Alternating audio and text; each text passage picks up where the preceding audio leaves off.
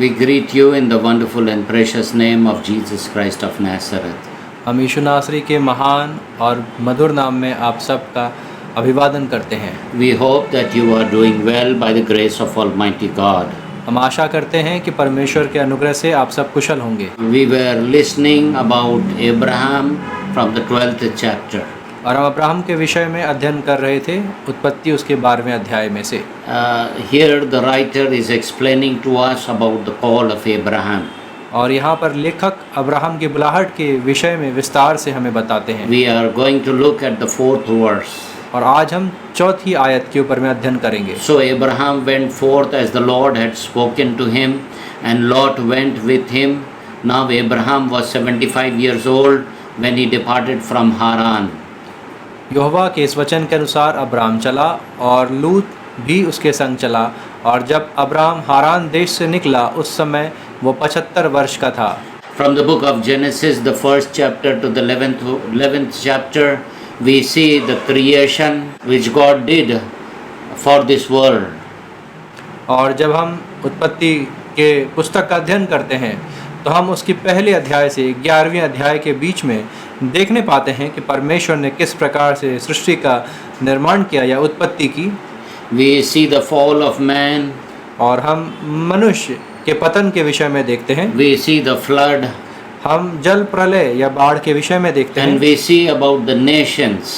और हम राष्ट्रों के विषय में देखते हैं। From the 12th chapter, we start reading about a family which the Lord is calling and wants to bring His salvation upon the face of this earth by committing to this family that they are a called out people.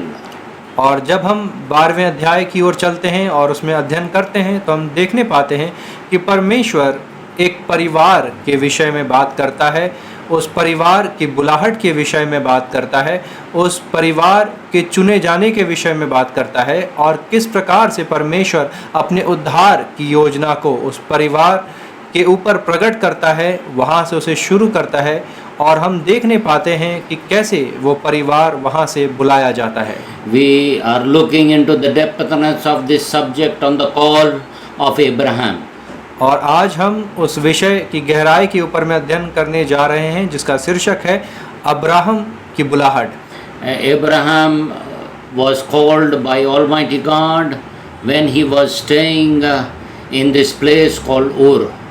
और जब परमेश्वर Abraham को बुलाता है उस समय वो उर के देश में रह रहा होता है। In the book of Genesis, the 11th chapter, 27th verse to the 32nd verse, we see about the family of Abraham. उत्पत्ति उसके 11वें अध्याय से उसकी 27वीं आयत से 32वीं आयत में जब हम पढ़ते हैं तो हम अब्राहम के परिवार के विषय में देखते हैं। The Bible is focusing on this family.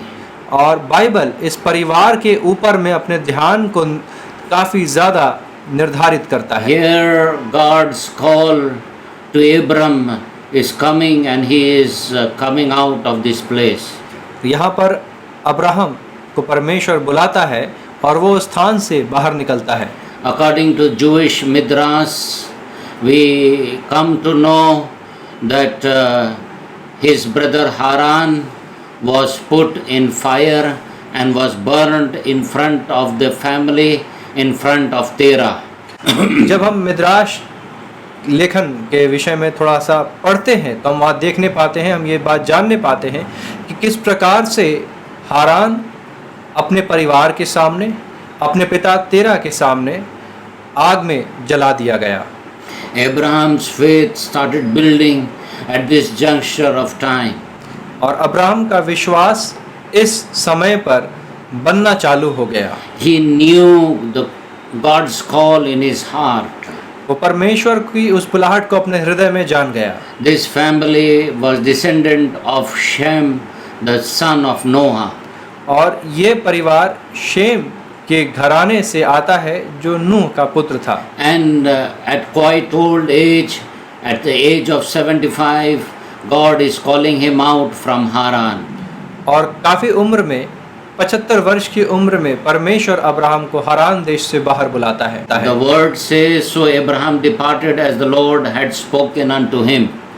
और यहाँ पर परमेश्वर का वचन इस प्रकार से कहता है यहोवा के वचन के अनुसार अब्राहम वहाँ से निकला।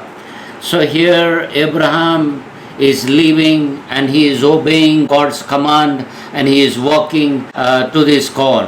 और यहाँ पर अब्राहम परमेश्वर की उस बुलाहट को सुनता है और सब कुछ छोड़कर उसके पीछे चल पड़ता है। We should remember that everyone has a call of Almighty God in your life. हमें स्मरण रखना चाहिए कि हर एक व्यक्ति के ऊपर परमेश्वर की बुलाहट है उसके जीवन में। When God call is upon a person, there is a pre-packaged blessings of Almighty God over his life. जब परमेश्वर की बुलाहट है किसी व्यक्ति के जीवन में तो उसके ऊपर में उस बुलाहट के साथ परमेश्वर की पूर्व नियोजित आशीषें भी हैं। God grants His grace, God grants His spiritual presence upon this person who is a called out person for the sake of His perfect will. और परमेश्वर अपनी सिद्ध मर्जी के मुताबिक अपने अनुग्रह को, परमेश्वर अपने प्रेम को भी उस व्यक्ति पर उंडेलता है उसके बुलाहट के साथ। God's grace enables him to walk faithfully and that he shouldn't waver, and the Spirit of Almighty God is living inside this person. और परमेश्वर की आत्मा उस व्यक्ति के भीतर रहती है और अपनी बुलाहट के अनुसार परमेश्वर उसे ऐसी अनुग्रह और सामर्थ और इस प्रकार से सक्षम करता है कि वो अपनी उस बुलाहट में न लड़खड़ाए न डगमगाए। And Abraham didn't doubted the presence of God's Spirit inside his life, the power that he obeyed to everything which the Lord was saying to him. और अब्राहम ने कभी भी परमेश्वर के उस आत्मा पर जो उसके अंदर रहता था कभी भी शंका या उसके ऊपर किसी प्रकार का शक नहीं किया जो उसे इस बुलाहट के लिए सक्षमता या तत्परता प्रदान कर रही थी। He was faithfully following the instructions given by Almighty God. और परमेश्वर के दिए गए निर्देशों का वो काफी ध्यान से अनुसरण कर रहा था। He was wholeheartedly following every step in which the Lord was leading him. और वो अपने पूर्ण हृदय के साथ उन बातों के पीछे चल रहा था जो परमेश्वर ने उस बुलाहट के साथ उसे कहा था। He had strong faith inside his life. उसके जीवन में एक दृढ़ विश्वास था। Brothers and sisters, don't be afraid at this juncture of time. भाइयों और बहनों, समय के इस क्षण में आप किसी भी प्रकार से भयभीत ना हो। Don't be wavering in your faith. अपने विश्वास में न डगमगाएं। The Bible is talking about faith in the book of Hebrews, the 11th chapter, verse 1 and verse 2. और विश्वास के विषय में इब्रानियों की पत्री उसका 11वां अध्याय और उसके पहली और दूसरी आयत में इस प्रकार से लिखा है। Now faith is the assurance of the things hoped for, the conviction of the things not seen, for by faith the men of old gained approval. अब विश्वास आशा की हुई वस्तुओं का निश्चय और अनदेखी वस्तुओं का प्रमाण है, क्योंकि इसी के विषय में प्राचीनों की अच्छी गवाही दी गई। We are unable to see where the Lord is leading, but our faith is on Him that He is going to lead us to that city which He is building for you and for me. हम अभी देख नहीं सकते कि परमेश्वर हमें कहाँ बुला रहा है, कहाँ ले जा रहा है, लेकिन हम विश्वास करते हैं कि परमेश्वर हमें उस शहर में लेके जा रहा है जो उसने आपके और मेरे लिए तैयार किया है। The 6th verse says to us, and without faith it is impossible to please Him, for he who comes to God must believe that He is, and that He is the rewarder of those who seek Him. और इब्रानियों उसका 11वां अध्याय और 6ठी आयत में हम इस प्रकार से लिखा पाते हैं, और विश्वास बिना उसे प्रसन्न करना अनहोना है, क्योंकि परमेश्वर के पास आने वाले को विश्वास करना चाहिए कि वो है और अपने खोजने वालों को प्रतिफल देता है। We are walking behind Him because we have faith. हम उसके पीछे इसलिए चल रहे हैं क्योंकि हमें विश्वास है। The 8th verse says to us, by faith Abraham, when he was called, obeyed by going out to a place which he was to receive for an inheritance, and he went out not knowing where he was going. और 8वीं आयत इस प्रकार से हमें बताती है, विश्वासी से इब्राहिम जब बुलाया गया तो आज्ञा मानकर ऐसी जगह निकल गया जिसे मिरास में लेने वाला था, और यह ना जानता था कि मैं किधर जाता हूँ, तो भी निकल गया। Whenever God is calling, He is calling us for salvation. और जब कभी परमेश्वर हमें बुलाता है वो हमें उद्धार के निमित्त बुलाता है, And from there he leads us to the place of his perfect will that he wants to station us over there. और उस स्थान से परमेश्वर हमें अपनी उस सिद्ध मर्जी की ओर ले जाता है, वो स्थान की ओर ले जाता है जो उसने हमारे लिए निर्धारित किया है। Many of us think that the call of God is for very happy life. और बहुत से हम में से ऐसे सोचते हैं कि परमेश्वर की बुलाहट हमारे जीवन में एक आनंदमय जीवन के विषय है। Yes, it is for happier life, but it is not for that. It is for the perfect will of Almighty God that we station ourselves to that place where our anointing is. हाँ, ये बात जरूर है कि परमेश्वर हमें एक अच्छे और एक आनंदमय जीवन के लिए बुलाता है, लेकिन यही आपके और मेरे जीवन का मकसद नहीं है। मकसद है परमेश्वर की वो सिद्ध इच्छा और सिद्ध मर्जी जिसके लिए वो हमें बुलाता है और उस स्थान को तैयार करके हमें वहां ले जाता है। Jesus Christ, when he came upon the face of this world, incarnated Almighty God, walking and talking to all of us. और जब यीशु मसीह इस संसार में आए तो उन्होंने परमेश्वर के स्वरूप को आपके और हमारे बीच में रखा और वो उस प्रकार से हमारे बीच में चला फिरा। He decreed and declared to us, the time is fulfilled and the kingdom of God is at hand. Repent and believe in the gospel. और उन्होंने इस बात की घोषणा हमारे बीच में की और कहा समय पूरा हुआ है और परमेश्वर का राज्य निकट आ गया है, मन फिराओ और सुसमाचार पर विश्वास करो। The king is calling a disobedient people to come and station themselves to a place that is kingdom of Almighty God. और राजा हमें बुला रहा है, इस संसार के उन अनाज्ञाकारी लोगों को बुला रहा है, बलवा करने वाले लोगों को बुला रहा है उस स्थान पर जो परमेश्वर ने आज्ञाकारिता में उनके लिए तैयार किया है, जो परमेश्वर का राज्य है। Let us listen to the voice of our Lord Jesus Christ. आइए हम अपने प्रभु यीशु मसीह की आवाज को सुने And let us rightly come to this place in the kingdom and in the sovereignty of our Almighty God. और हम सही रीति से परमेश्वर के उस स्थान पर आए जहां पर परमेश्वर का प्रभुत्व है। Yes, God will not literally ask you to come out of your country and to come out of your family. हाँ, वास्तविक रूप में परमेश्वर आपको अपने शहर, अपना देश या अपने परिवार को छोड़ने के लिए शायद नहीं कह रहा हो। But he is calling us to be separated people, to be called out people, so that we don't shake hands with the worldly desires. लेकिन वो आपको और मुझे बुला रहा है एक अलग किया हुआ लोग के समान, एक चुना हुआ लोगों के समान जो इस संसार के साथ या संसार की बातों में अपना हाथ ना मिलाए। Complete holiness and complete call of Almighty God in our lives. पूर्ण पवित्रता और परमेश्वर की पूर्ण बुलाहट हमारे जीवन में होने पाए। And this holiness and separation is not an outward act, but it is an inward calling. और ये पूर्ण पवित्रता और ये पूर्ण बुलाहट एक बाहर की क्रिया नहीं है, लेकिन ये एक अंदरूनी प्रक्रिया है। Abraham trusted the promise of God and acted on them. और अब्राहम ने परमेश्वर के वायदों पर विश्वास किया और उसके अनुसार उसने अपने जीवन में कार्य किया। He didn't look at the difficulties. वो अपने सामने की समस्याओं की ओर ध्यान नहीं किया, But he looked at omnipotent Almighty God who had called him. लेकिन उसने सर्वव्यापी परमेश्वर की ओर अपनी दृष्टि लगाई जिसने उसे बुलाया। The 10th verse says to us, for he was looking for the city which had foundations, whose architect and builder is God. और 10वीं आयत, इब्रानियों 11वां अध्याय उसकी 10वीं आयत इस प्रकार से मैं कहता है, क्योंकि वह उस स्थिर नेव वाले नगर की बाट जोहता था जिसका रचने वाला और बनाने वाला परमेश्वर है। He was looking at God. वो परमेश्वर की ओर देख रहा He था, was looking at the city. वो शहर की ओर देख He रहा था was looking at those foundations. और वो उस नेव की ओर देख रहा Whose था builder and architect was Almighty God. जिसका निर्माण करने वाला, रचना करने वाला परमेश्वर है। Brothers and sisters, भाइयों और बहनों, let us see to that place. आइए उस स्थान की ओर देखें, Let us hear to the call of our King of Kings and Lord of Lords. अपने राजाओं के राजा और प्रभुओं के प्रभु की बुलाहट को हम सुने। We are not working for our salvation, हम अपने उद्धार के लिए कार्य नहीं कर but रहे, we are working because we are saved and we are walking towards that city.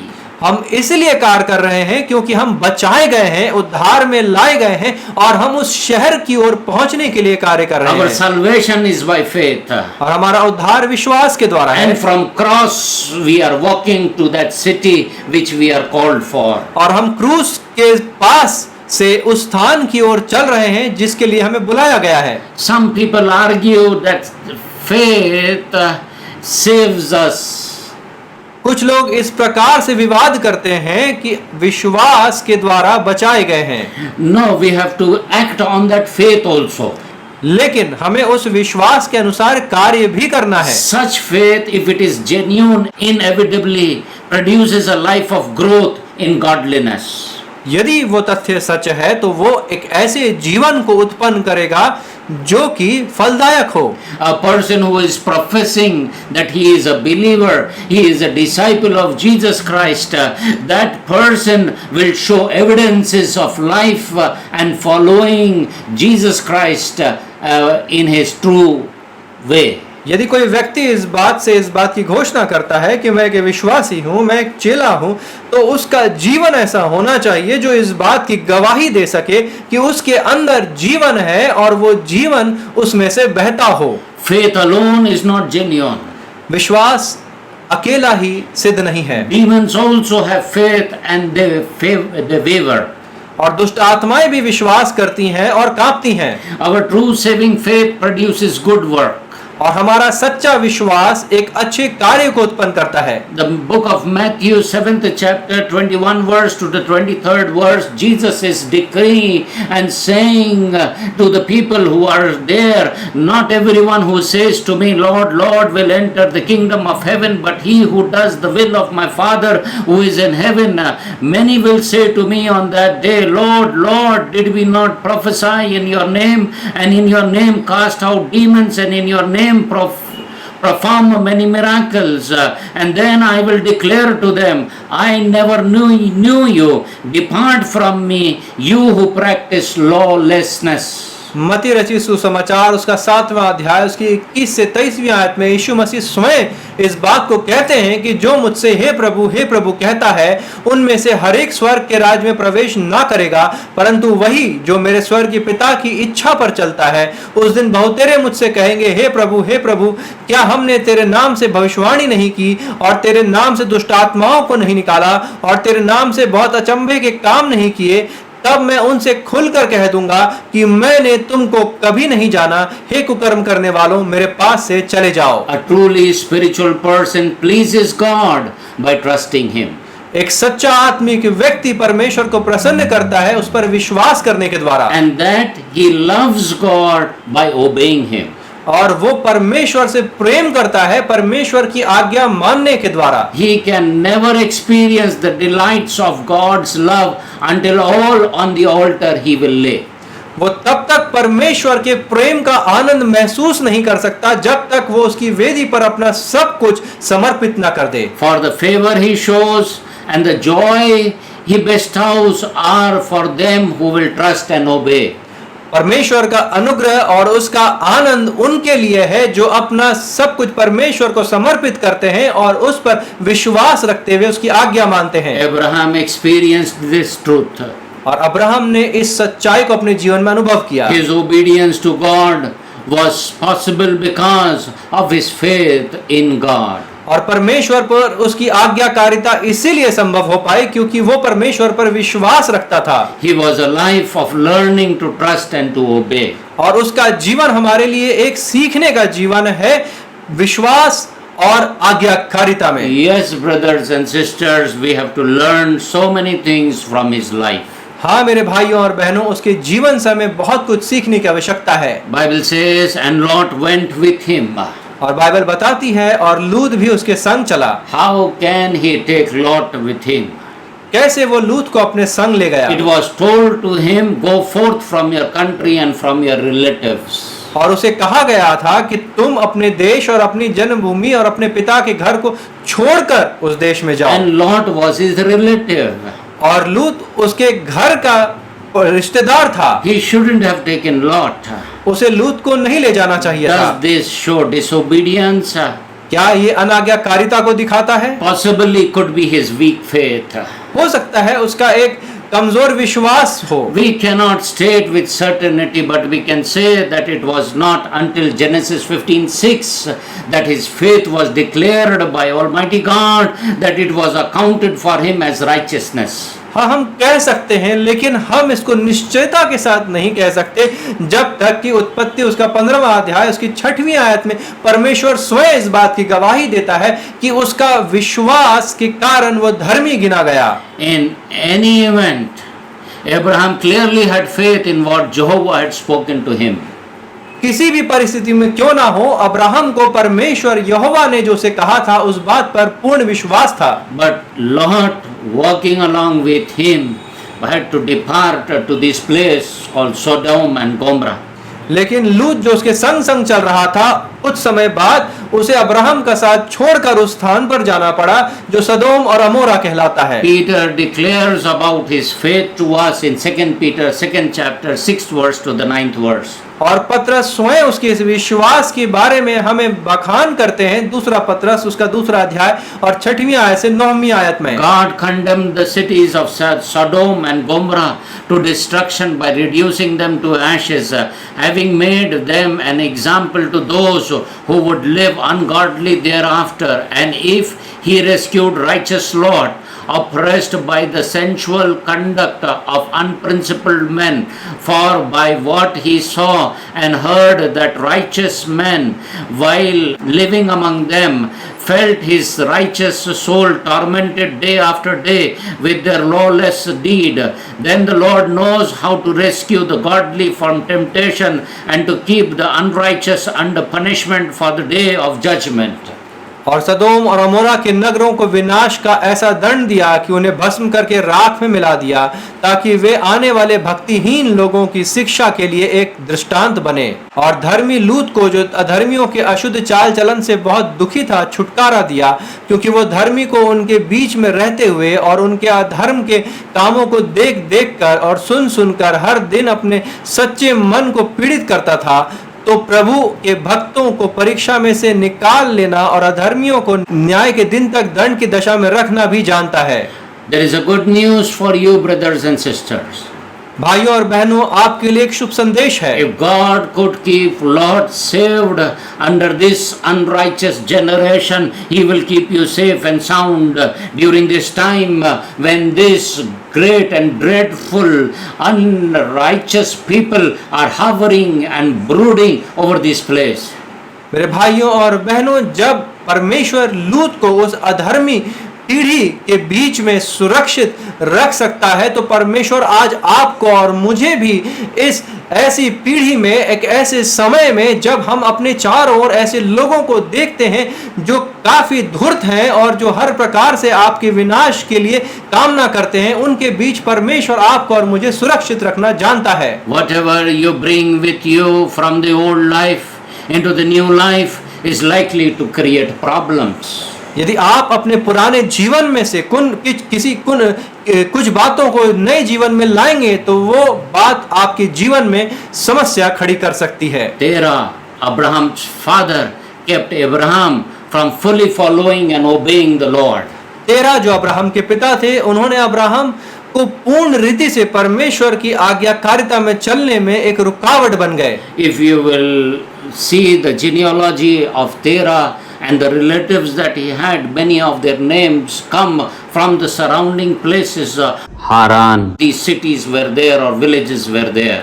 यदि आप तेरह और उसके घरानों या उसके परिवार के विषय में अध्ययन करेंगे, तो आप इस बात को देखने पाएंगे कि उनके परिवार के घराने के लोगों का जो नाम था, वो उन शहरों के नाम या उन जगहों के नाम पर था जो अब्राहम जिस शहर में रह रहा था उसके आसपास थी। And people think that Terah originally belonged to Haran and then he came to Ur and settled over here. कुछ लोग ऐसा समझते हैं कि वास्तविक रूप में तेरह जो था वो हारान के रहने वाले थे और वो उर में आके बस गए थे। And Terah is taking Abraham and the other sons and their wives with him and coming to Haran. और तेरह अपने पुत्रों को और अपने पुत्र वधुओं को लेकर वह हारान देश में आ जाता है। This is a place which is a business center. Roads going from around were passing through this city and there was a lot of business that is flourishing. और ये जो शहर था एक व्यवसाय पर केंद्रित शहर था और इसकी सड़कें उन बड़े बड़े और महत्वपूर्ण शहरों को जोड़ती थी जो व्यवसाय के केंद्र थे। And here they stayed for 15 years. और इस शहर में वो 15 वर्ष रहे। Abraham didn't come out of this city until his father died over here. और जब तक अब्राहम के पिता की मृत्यु नहीं हो गई तब तक वो शहर से बाहर नहीं निकल What पाए। is holding us, brothers and sisters? कौन सी बात आपको और मुझे आज रोक रही है भाइयों और बहनों? Is Haran holding us from the call of Almighty God? क्या हारान परमेश्वर की बुलाहट से हमें रोक रहा है? There was so much of God's presence in the heart, in the lives of Abraham, but he was stagnant and he was entrapped in this city for 15 years. परमेश्वर की गाढ़ी और भारी उपस्थिति और उसकी बुलाहट अब्राहम के हृदय में थी, लेकिन आप ध्यान करें कि इस हारान के शहर में वो 15 वर्ष तक बंधुआई के समान या बंधन में रह गया। Brothers and sisters, even Lot was a problem in his life. भाइयों और बहनों, यहाँ तक कि लूत भी अब्राहम के जीवन में समस्या का कारण रहा। He was the problem till they parted from each other. वो तब तक अब्राहम के लिए समस्या बना रहा जब तक वह अब्राहम से अलग ना हो गया। Bible says now Abraham was 75 years old when he departed from Haran. और बाइबल बताती है कि जब अब्राहम हारान देश से निकला उस समय वो 75 वर्ष का था। God told him he would make Abraham the father of many nations. परमेश्वर ने अब्राहम से ऐसा कहा कि वह उसे राष्ट्रों का पिता बनाएगा। When you look at this statement of Almighty God, you have to trust him. You have to believe him. Till now he has no child. His age is 75 years old.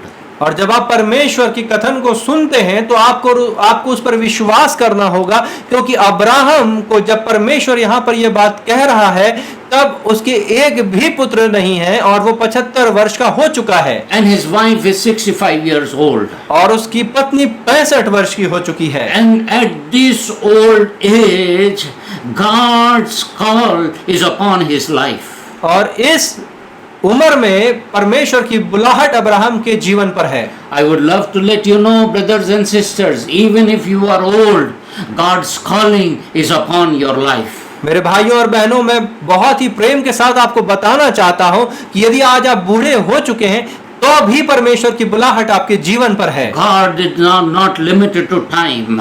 परमेश्वर समय के द्वारा सीमित नहीं किया गया But है, he is seeing that calling of his in your life.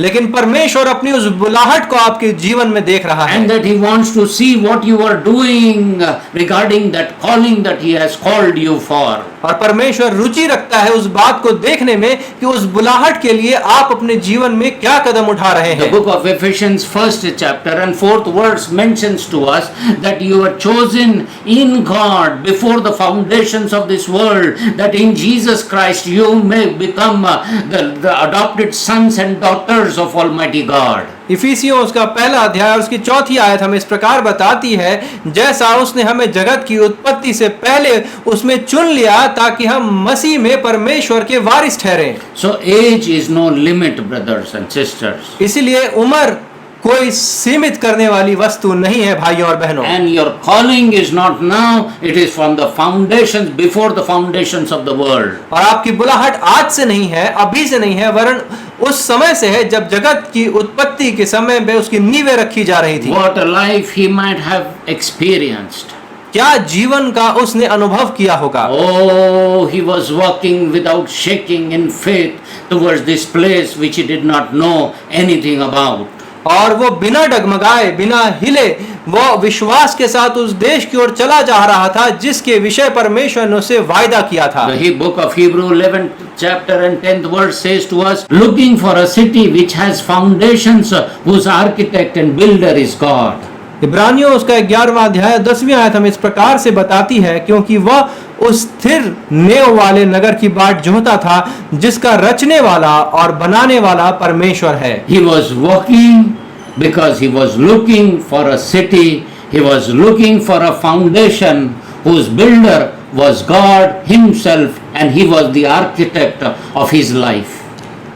वो चल रहा था, वो विश्वास में चल रहा था और ढूंढ रहा था, उसकी नजरें उसकी ओर थी जो उस शहर का रचना करने वाला है, निर्माण करने वाला है और जो उसकी नींव को मजबूती से डालने वाला परमेश्वर है। Brothers and sisters, this is true for our lives also. भाइयों और बहनों, ये बातें हमारे जीवन के लिए भी सच्ची हैं। And it decree and declares that we are not going to be lost anymore, but we are walking with faith towards that place which the builder is building and the architect has planned for our lives and for your lives also. भाइयों और बहनों, हम भटकेंगे नहीं, हम खोएंगे नहीं, क्योंकि हम उस शहर की ओर जा रहे हैं जिसका निर्माण करने वाला, जिसका बनाने वाला परमेश्वर स्वयं है। Even in the book of Hebrews, the 11th chapter and 16th verse says, therefore God is not ashamed to be called their God, for he has prepared a city for them. इब्रानियों उसका 11वां अध्याय और उसकी 16वीं आयत इस प्रकार से कहती है, पर वे एक उत्तम अर्थात स्वर्गीय देश की अभिलाषी हैं, इसीलिए परमेश्वर उनका परमेश्वर कहलाने में उनसे नहीं लजाता, सो उसने उनके लिए एक नगर तैयार किया है। There is a city which the Lord has built for all the believers. विश्वासियों के लिए परमेश्वर ने एक शहर को तैयार किया है। Many people don't know where their spirits are going to go. बहुत से लोग नहीं जानते कि उनकी आत्मा कहाँ जाएगी। Many people don't know where they are called for. बहुत से लोग नहीं जानते कि उनको कहाँ बुलाया गया है या उनका बुलाहट क्या है। On the eyes of many people is this bandage where they are blind and they are not able to see what places they are wandering. और बहुत से लोगों की आंखों पर पट्टी लगा हुआ है ताकि वो देख ना पाए कि वो कहाँ भटक रहे हैं। God has called Abraham out from Ur, and Abraham knew where he is going because the architect and builder was God himself and he was walking by faith. Abraham उर देश में से बुलाया गया, लेकिन वो नहीं जानता था कि कहाँ जा रहा है, लेकिन उसे विश्वास था कि जिस शहर में वो जा रहा है उस शहर का बनाने वाला, उसका रचने करने वाला परमेश्वर स्वयं है। The book of Hebrew 11th chapter and 8th verse says, by faith Abraham, when he was called, obeyed by going out to a place which he was to receive for an inheritance, and he went out not knowing where he was going. इब्रानियों उसका 11वां अध्याय उसकी 8वीं आयत में इस प्रकार लिखा है, विश्वासी से इब्राहिम जब बुलाया गया तो आज्ञा मानकर ऐसी जगह निकल गया जिसे मिरास में लेने वाला था, और ये ना जानता था कि मैं किधर जाता हूँ, तो भी निकल गया। He knew that he is going to possess. वो जानता था कि वह उसे अपने अधिकार में ले लेगा। Brothers and sisters, let me speak to you. You are very special. You are anointed, and the kingly anointing and priestly anointing is over your life. मेरे भाइयों और बहनों, मुझे आप पर ये भविष्यवाणी करने दें, बताने दें कि आप चुने हुए लोग हैं, आप विशेष और महत्वपूर्ण लोग हैं, और आपके ऊपर में अभिषेक है, एक राजा का अभिषेक है, कि याजक का अभिषेक है। And this anointing will lead you to be manifested in that anointing, and it will lead you to that place of rest. और आपका यही अभिषेक आपकी अगुवाई करेगा उस स्थान पर, आपका अंगीकार के लिए जो आपके विश्राम का स्थान है। I would like to talk to you on this place. By faith Abraham obeyed. और मैं अब आपके साथ बात करना चाहता हूं उस विषय पर जिसका शीर्षक है विश्वासी से इब्राहिम आज्ञा मानकर। Obedience is very important. आज्ञाकारिता महत्वपूर्ण है। What a blessing it would be if we were all trained to be under the guidance of the Holy Spirit and we obey everything which He is saying to us. और क्या ही मनोहर भली बात होती कि हम सब परमेश्वर की आत्मा के द्वारा प्रशिक्षित होते और उसकी आज्ञाकारिता में चलते। And perfection would have come to our lives. और सिद्धता हमारे जीवन में आ जाती।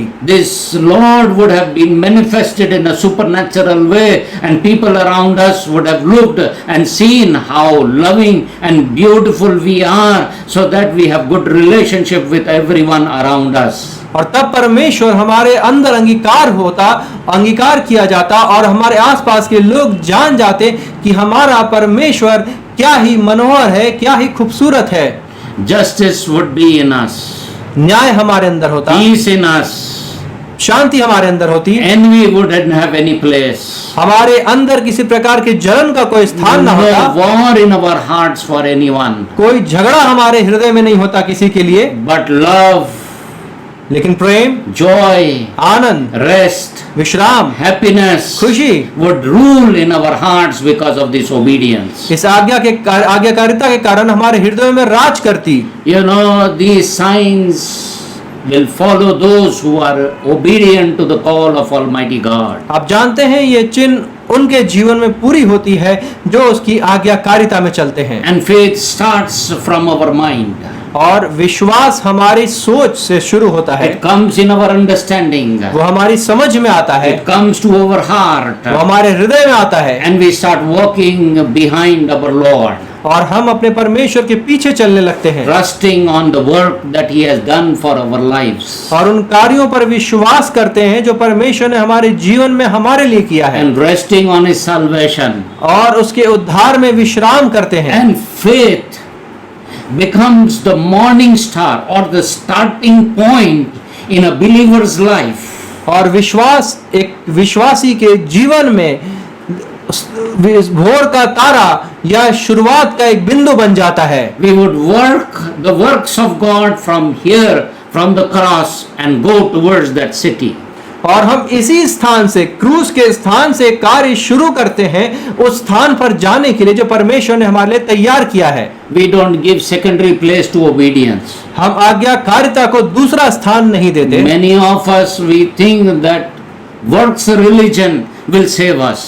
बहुत से लोग ऐसा सोचते हैं कि धार्मिकता के कार्य उन्हें बचा लेंगे। No, no, works will not save us.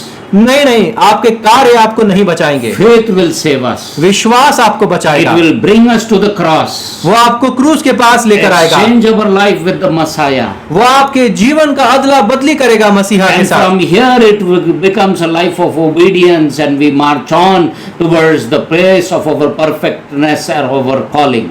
और यहाँ से आपकी आज्ञाकारिता का यात्रा शुरू होगा जो आपको उस वाचा किए हुए देश में लेकर जाएगा। In regard to sanctification or obedience as the great designer of our Savior of our soul, we will love Him and we will walk behind Him.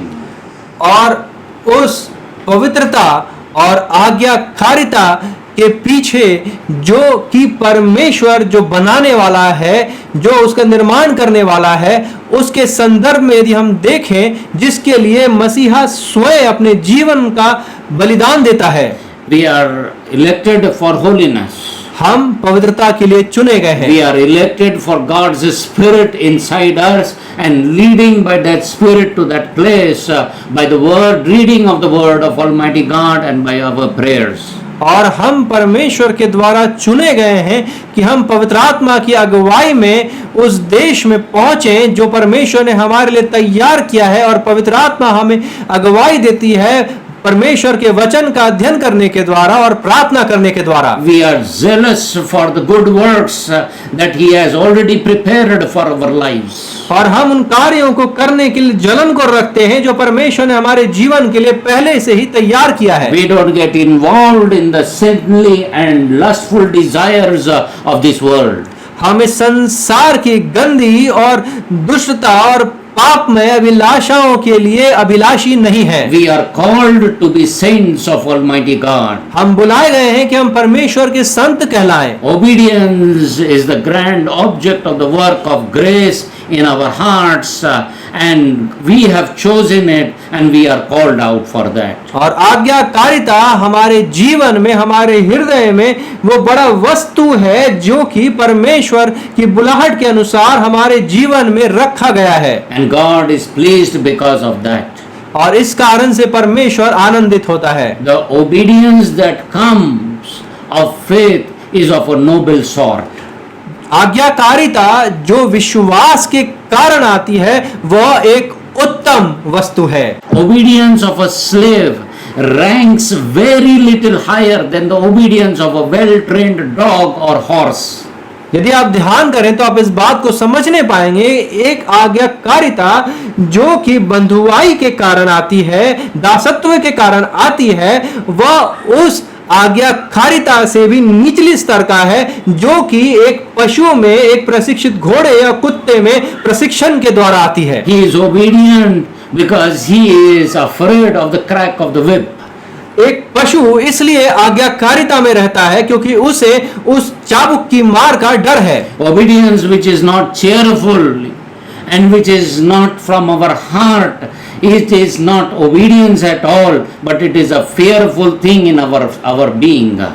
आज्ञाकारिता यदि हमारे अंदर में आनंद के साथ नहीं आती है और एक भय के साथ आती है तो वो आज्ञाकारिता किसी कार्य का नहीं है। We don't obey God. हम तब परमेश्वर का आज्ञा नहीं मान रहे, We obey flesh and we obey people. हम अपने शरीर का आज्ञा मान रहे हैं, हम लोगों की आज्ञा मान रहे हैं। If any people obeys because he had no opportunity of doing otherwise, यदि एक व्यक्ति इसलिए आज्ञा मानता है क्योंकि उसके पास और कोई विकल्प नहीं है, and if he were free, he would once again become a rebel, and that would be nothing but it would be disobedience.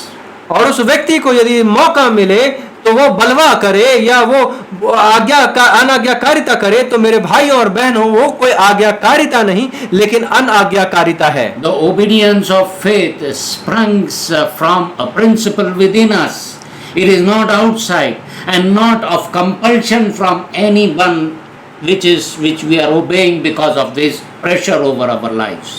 यदि विश्वास आपके और मेरे अंदर आज्ञाकारिता के कारण आती है तो वो हमारे लिए एक सैद्धांतिक आज्ञाकारिता है जो कि किसी दबाव या किसी के दबाव में आकर नहीं, बाहर के प्रभाव से नहीं लेकिन अंदर से उत्पन्न होती है। It is sustained by the mind's soberest reasoning and the heart's warmest passion of loving to do that.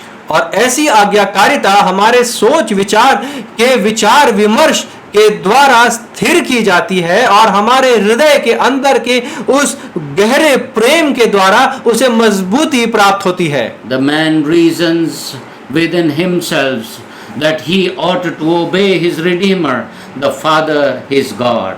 और मनुष्य अपने विचार में इस बात के ऊपर में काफी ज्यादा संघर्ष करता है कि उसका जो ये विश्वास है वो परमेश्वर और उसके उद्धारकर्ता और उसके पिता पर है। How deeply Jesus loved you and me that he died on the cross without even asking anything from you and anything from me, and he loves that we should accept his salvation and walk obediently behind him. और उस संघर्ष के बीच में हम इस बात को देखते हैं कि किस प्रकार से मसीह स्वयं अपने प्राणों को आपके और मुझसे प्रेम करने के कारण दे दिया। This affection for the Lord, his love for the Lord, it is bringing a spiritual renewingness in our heart, and that's why faith is built up in our lives. और इसी प्रेम के कारण मनुष्य परमेश्वर की ओर खींचा चला आता है कि वो प्रेम के कारण आज्ञाकारिता में परमेश्वर के प्रति बना रहे। And this brings obedience because of that faith and love that is hovering over our lives from inside. और इस प्रकार की आज्ञाकारिता हमारे जीवन में बहने लगती है और उस प्रेम के कारण, उस विश्वास के कारण जो हमारे परमेश्वर के प्रति है। When temptation comes, और जब परीक्षा सामने आती है, this person will never go away. He will be stable and he will rejoice in the presence of the Lord because he knows his faith is being tried. उस घड़ी वो इंसान स्थिर होगा और अपने परमेश्वर पर मजबूत होगा उस विश्वास और आज्ञाकारिता के कारण। The trial over his life brings more joy and preciousness to his faith. और ये परीक्षा की घड़ी उसके जीवन में और ज्यादा आनंद को और ज्यादा विश्वास को लेकर आती है। Abraham became the friend of Almighty God because of his obedience. Abraham परमेश्वर का मित्र कहलाया उसकी आज्ञाकारिता के कारण। Bible declares 3 times in the book of 2 Chronicles, in the book of Isaiah and in the book of James.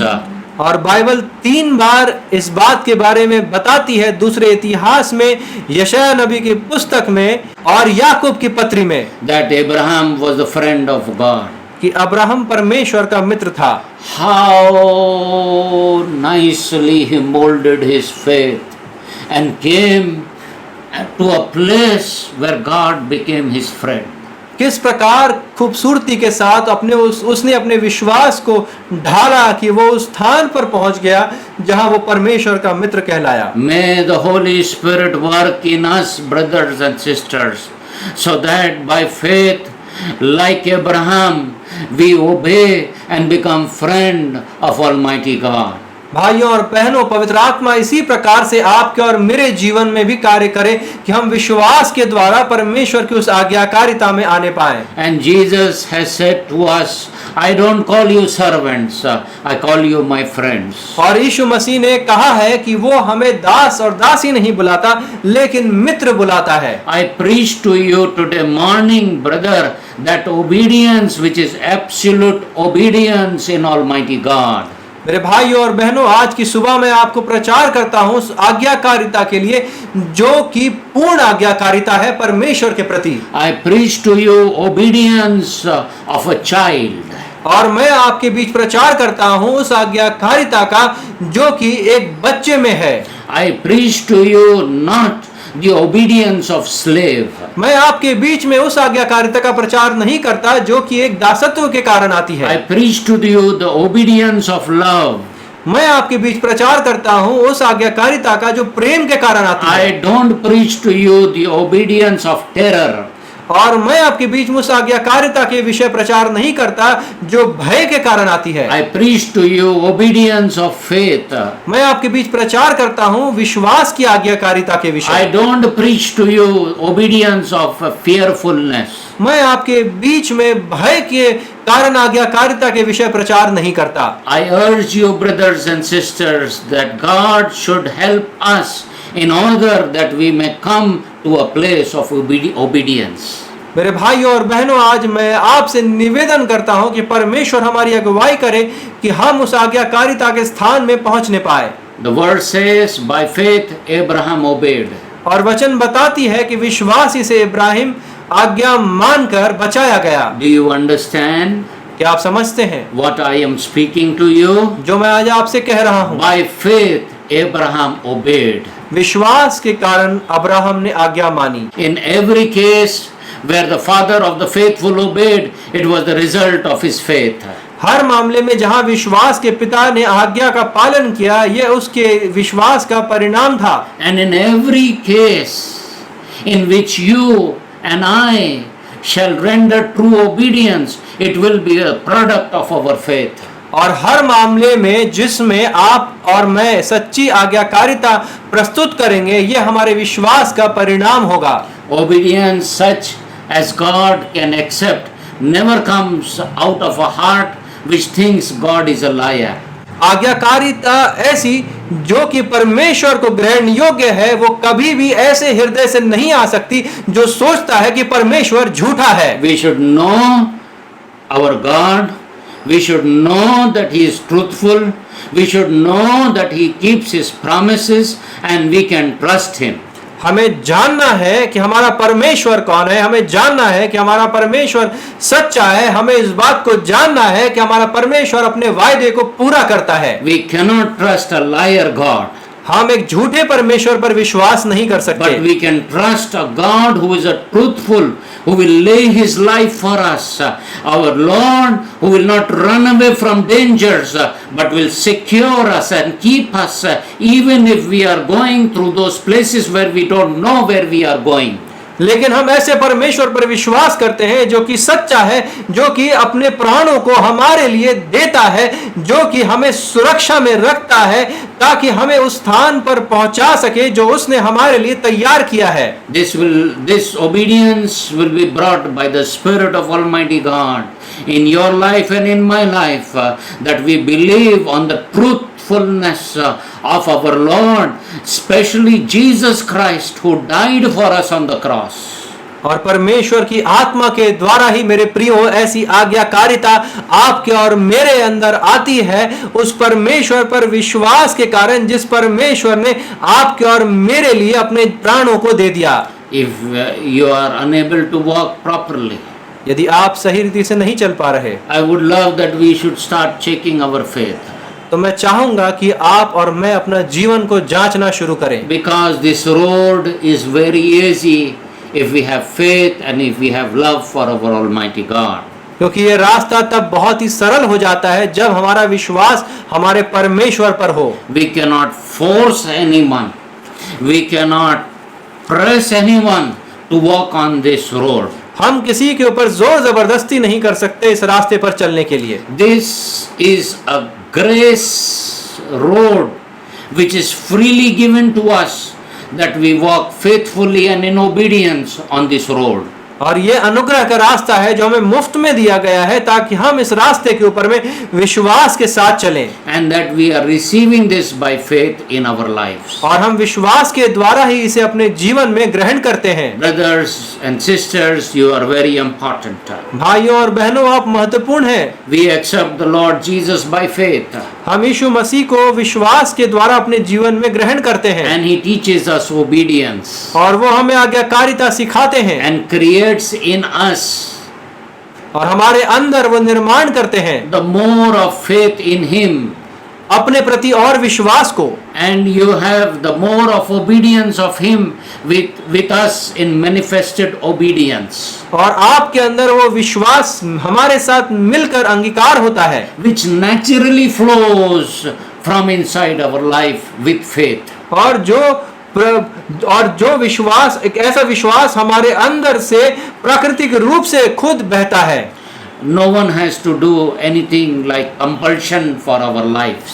और किसी को हमारे जीवन के ऊपर में कोई दबाव डालने की आवश्यकता नहीं But है। it flows from inside our lives. लेकिन वो हमारे जीवन के अंदर से बहता है। It will flow from your life freely, brothers and sisters. और वो आपके जीवन से बिल्कुल आराम से, बिल्कुल आसानी से स्वतः बहेगी। It will strengthen you. It will purify you with the faith that you have on Almighty God.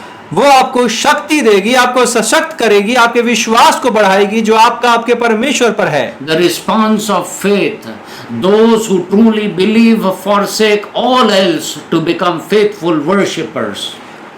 विश्वास की प्रतिक्रिया, जो लोग वास्तव में विश्वास करते हैं सभी बातों को त्याग कर सच्चे उपासक बन जाते हैं। The true believer follows Him obediently. एक सच्चा विश्वासी आज्ञाकारिता के साथ उसके पीछे चलता है। They will not waver like Lot for Sodom and Gomorrah. वो सदोम और गमोरा के लिए लूत के समान नहीं लड़खड़ाएंगे। We will not fight with each other for the place or for the worldly desires. और हम एक दूसरे से झगड़ा नहीं करेंगे अपनी इच्छा और अभिलाषा के लिए, संसार की बातों के लिए। Abraham turned his back on the idolatry and the pagan world and followed God's call to a total new beginning. Abraham ने अपने मुंह को मोड़ लिया, अपने पीठ को मोड़ दिया आगे उन सारे मूर्ति पूजा के प्रति, उन सारे पेगन देवताओं और उसकी दुनिया की बातों के प्रति। Even in fact, at the burial, when he was this Semitic religion, they said that you should bury your loved ones in that place where everyone, your relatives are buried. यहाँ तक कि उस दफनाने की विधि में भी जो यहूदी विधि विधान इस प्रकार से कहती है कि तुम अपने प्रिय जनों को अपने घरानों के लोगों के मध्य में ही दफनाओ। But Abraham was so faithful. लेकिन अब्राहम यहाँ तक विश्वास योग्य रहा। He never went back to Ur or to Haran to bury his wife when she died. कि उसने कभी भी मुड़कर हारान या उर देश में नहीं गया, यहाँ तक कि अपनी पत्नी को दफनाने के लिए। When God called him to this place, he knew that he has to live and die in this place only. और जब परमेश्वर ने उसे बुलाया तो वो जानता था कि उसे इसी स्थान पर जीना है और इसी स्थान पर मरना है। So he purchased a place, a land, and this land was his sole property that he had. He didn't had anything. He purchased this place in Macpelah. और उसने तब एक जमीन के टुकड़े को खरीदा और वही एकमात्र उसकी संपत्ति थी जो उसने खरीदा, और मैकपेला की गुफा उसने खरीदी। And he buried Sarah over there. और उस गुफा में अपनी इकलौती संपत्ति में उसने अपनी पत्नी सारा को दफना And दिया। this place became where he was to be buried, This place became where his son was to be buried. This place became where his grandson would be buried. This place became a place where his daughter-in-laws were to be buried. और यह स्थान वो स्थान बन गया उसके लिए जहां पर वह स्वयं दफनाया जाएगा, जहां पर उसके बेटा दफनाया जाएगा, जहां उसकी बहू दफनाई जाएगी, जहां उसके आने वाले उसके पोते पोतियां दफनाए जाएंगे। A good way to measure commitment is to ask what it cost the person to follow the Lord. एक अच्छा मापदंड उस समर्पण को नापने के लिए कि उसको ये आज्ञाकारिता किस कीमत पर मिली। Or you can ask it in another way. If it is all turned out to be false, what had Abraham lost? और दूसरे तरीके से आप इसे ऐसा भी पूछ सकते हैं कि अब्राहम यदि सब कुछ अब्राहम के लिए विपरीत हुआ होता तो उसने अपने जीवन में क्या खोया होता। Brothers and sisters, the answer is everything. तो इसका उत्तर होगा सब कुछ। He didn't have anything. उसके पास कुछ नहीं बचा। I love to ask us, all of us, this question. Our commitment, do we really see what we have lost to it? आज मैं यह प्रश्न आपसे और मुझसे और हम सब से जो मेरे इस संदेश को सुन रहे हैं पूछना चाहता हूं कि ये आज्ञाकारिता आपको किस कीमत पे प्राप्त हुई। His faith was so strong that he left everything. उसका विश्वास इतना दृढ़ था कि उसने सब कुछ छोड़ दिया। We should come to this place of eternal words of Almighty God. हमें अपने सर्वशक्तिमान परमेश्वर की इस अनंत बातों की ओर आना हो। But I would love to let you know, don't let your calling go away from you. लेकिन मैं आपको बताना चाहता हूँ अपनी बुलाहट को जाने ना दें। हमारे प्रेमिया जीवित अनुग्रहकारी प्रभु, हम धन्यवाद देते हैं, महिमा और आदर देते हैं। आप विश्वास योग्य परमेश्वर हैं, आप करुणा निधान परमेश्वर हैं। आप प्रभु दासों को नहीं परंतु मित्रों को बुला रहे हैं प्रभु। आप प्रभु राजा खुदाबंद किसी की भी गुलामी करने के लिए नहीं बुलाते, परंतु प्रभु आप आजाद लोगों को बुलाते हैं जो अपने गुनाहों से तौबा कर कर सच्चे रीति से तुझसे प्रेम कर कर विश्वास कर कर आज्ञाकारिता में तेरे साथ में चलने के लिए तैयार होने पाए। प्रभु राजा जीवन का सोता पिता परमेश्वर तू है, बुलाहट को देने वाला तू परमेश्वर है। मैं भाई बहनों के लिए प्रार्थना करता अपनी बुलाहट में बने रहे प्रभु राजा, किसी भी रीति से संसार और संसारिकता की बातों में समझौता न करने पाए प्रभु राजा, परंतु तेरे प्रेम में तेरे उस प्रभु ज्योति में दिन प्रतिदिन आगे बढ़ते रहें और अपना जीवन उन भले कामों के लिए समर्पित करने पाए। इस प्रार्थना को प्रभु यीशु मसीह के नाम से मांग लेते हैं, आमीन फिर आमीन। Lay not up for yourselves treasures upon earth, where moth and rust doth corrupt, and where thieves break through and steal. But lay up for yourselves treasures in heaven, where neither moth nor rust doth corrupt, and where thieves do not break through nor steal. For where your treasure is, there will your heart be also. Judge not, that ye be not judged. For with what judgment ye judge, ye shall be judged. Enter ye in at the strait gate. For wide is the gate, and broad is the way that leadeth to destruction. And many there be which go in thereat, because strait is the gate, and narrow is the way which leadeth unto life. And few there be that find it. Beware of false prophets, which come to you in sheep's clothing, but inwardly they are ravening wolves. Ye shall know them by their fruits. Not every one that saith unto me, Lord, Lord, shall enter into the kingdom of heaven, but he that doeth the will of my Father which is in heaven. Many will say to me in that day, Lord, have we not prophesied in thy name, and in thy name cast out devils, and in thy name done many wonderful works? And then will I profess unto them, I never knew you. Depart from me, ye that work iniquity.